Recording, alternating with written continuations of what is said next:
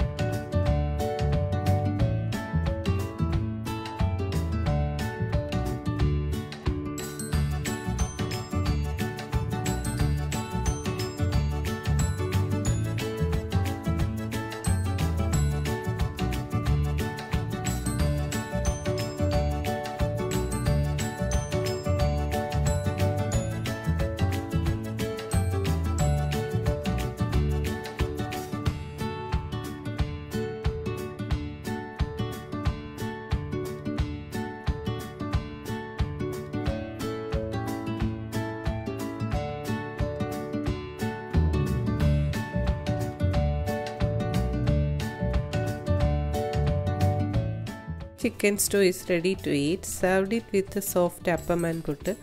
Boned chicken is best for this curry. It's always special breakfast served in Christmas and Easter and special days. This is still continue always be a favorite.